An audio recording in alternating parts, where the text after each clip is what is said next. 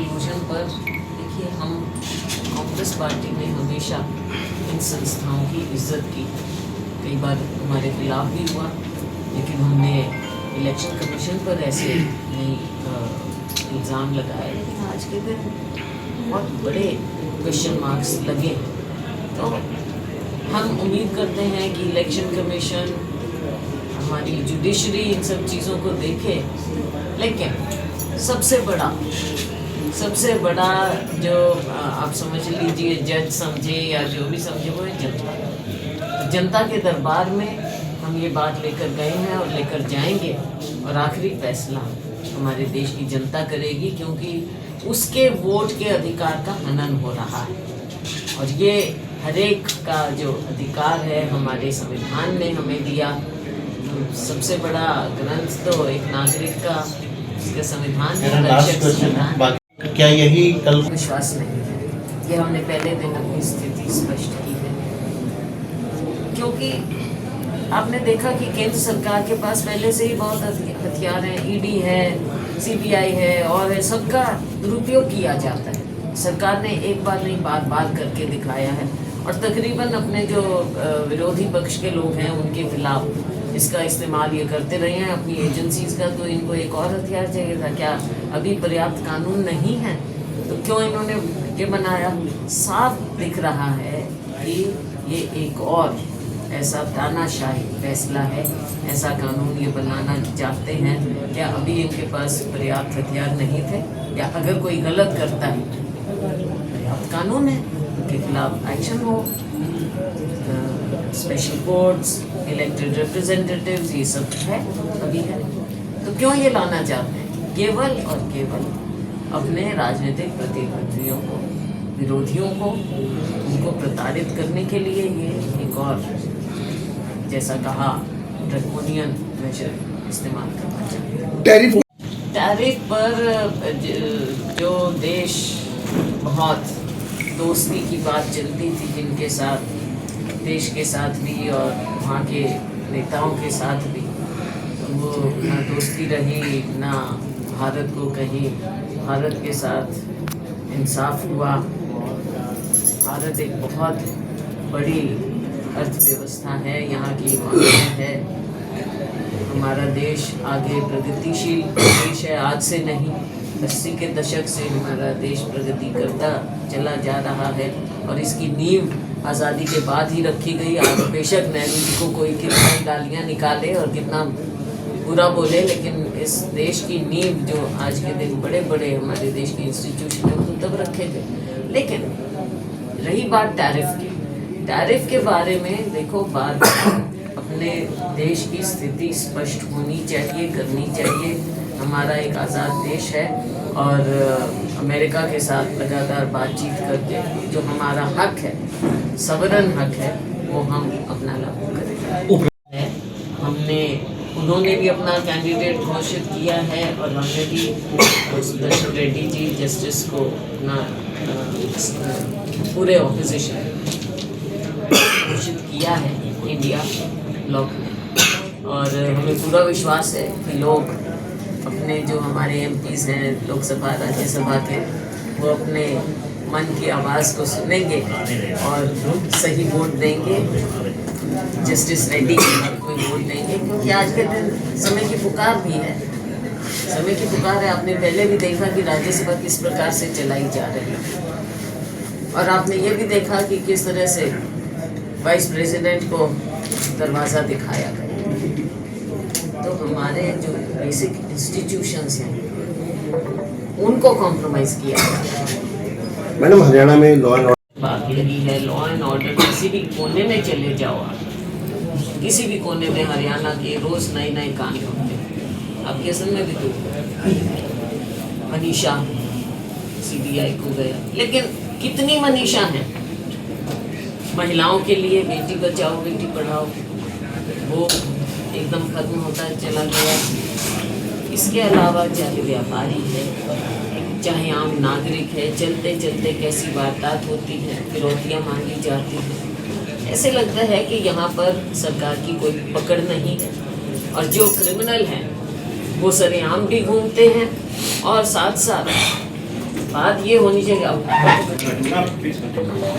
साथ साथ जो भी क्राइम करने की सोचे एक भय होना चाहिए उसको कि अगर मैं कुछ भी गलत काम करता हूँ तो एकदम मेरे खिलाफ प्रशासन शासन और जस्टिस सारा सिस्टम मेरे खिलाफ होगा और मुझे सज़ा मिलेगी। तो वो डर और भय बहुत ज़रूरी है जो कि आज के दिन इस सरकार के नीचे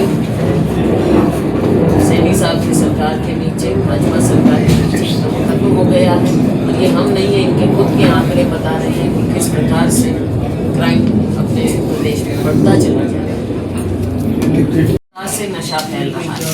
और अब वो जो पहले ट्रेडिशनली जो था कि कौन से ड्रग्स थे, अब तो सिंथेटिक ड्रग्स आ गए हैं। घर घर में कहाँ कहाँ ये बन गई हैं, इनकी कॉटेज इंडस्ट्री बन गई है। तो सरकार क्या कर रही है? ऐसे लगता है कि सरकार के आंखों के नीचे, नाक के नीचे ये सारा काम हो रहा है और हमारी युवा पीढ़ी इससे ग्रस्त होती जा रही है। अन्य मुख्यमंत्री जी कभी साइकिल यात्रा निकालते हैं और करते हैं। अवेयरनेस एक हिस्सा है और वो एक छोटा हिस्सा है, लेकिन बेरोजगारी है, बेरोजगारी बढ़ती जा रही है। ये भी एक कंट्रीब्यूटरी फैक्टर होता है। जो ये ड्रग्स बढ़ रहे हैं, नशा बढ़ रहा है, क्राइम, ये एक पूरा नेक्सस है। सुप्रीम कोर्ट ने कल ये ऑर्डर किया है कि बधाई देना चाहूँगी हमारे अभी जिला अध्यक्ष बने और साथ में जो राहुल जी ने एक नई पहल की है।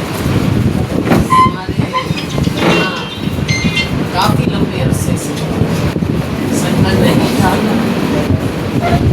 उनको भी मलाल था। वर्कर्स तो बेचारे बिना संगठन के काम करते, मीडिया बार बार पूछता, एक कमी तो थी। लेकिन अब हमारा ये संगठन सृजन अभियान है, उसके तहत हरियाणा में, मध्य प्रदेश में से पहले गुजरात में हुआ। अब इस समय शुरुआत की है उत्तराखंड, उड़ीसा, मध्य प्रदेश में, पंजाब, झारखंड, 4 राज्यों में शुरुआत की है। उसके बाद दिसंबर तक, साल के अंत तक पूरे देश में संगठन सृजन का कार्य पूरा हो जाएगा।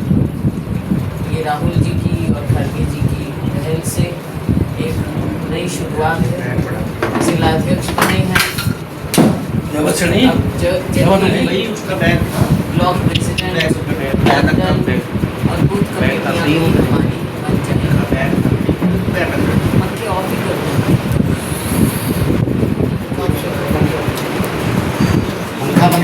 संगठन का अभाव सबको महसूस होता है, तो ये मुझे पूरा विश्वास है और खुशी है कि अब हम ग्रास रूट तक नीचे अपने पार्टी को मजबूत करेंगे।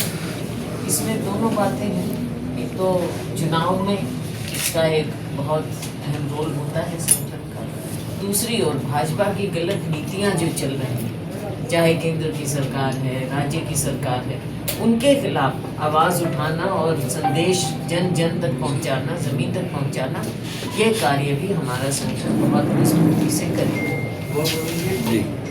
मान के संज्ञान में है, उचित समय पर उचित फैसला हो जाएगा। लेकिन बीजेपी क्यों गए? बीजेपी अपने गिरेबान में झांके, उनका नेशनल प्रेसिडेंट, अभी मैंने आपकी मीडिया के माध्यम से ही पता चला कि हिमाचल में इनका संगठन नहीं बन रहा, तो इसलिए ये तो बात ना करें। हमारी पार्टी अपने हिसाब से फैसला ले लेगी। वैसे कब तक कहाँ प्रस्ताव पारित हो चुके, अब हाईकमान फैसला करेगी। स्टेट तक आ रही ये फैसला हाईकमान का होता है। स्टेट में लीडरशिप कैसी होगी, कब बदलाव करना है, कैसे करना है। तो CLP और PCC प्रेसिडेंट के बारे में हम कुछ टिप्पणी करें, ये मुनासिब नहीं है। एक पूरे देश में ऐसा राहुल जी ने कहा है, हरियाणा में भी इसको स्टडी किया जा रहा है और वो जैसे ही रिपोर्ट हमारी तैयार हो जाएगी मीडिया के सामने हम रखेंगे।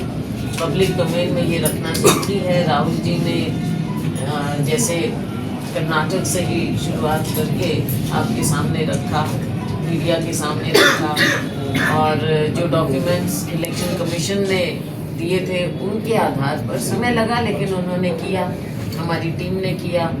अब इलेक्शन कमीशन का रवैया आप देख लीजिए।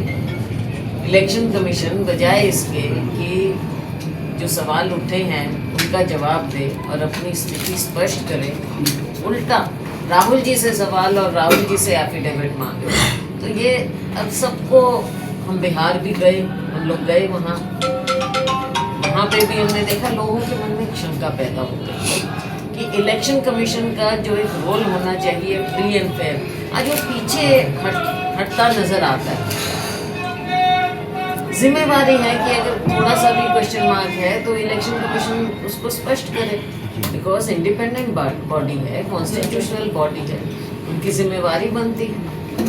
लोगों के मन में तो यही आता है कि ये तो बीजेपी के इशारों पर काम। जिस तरह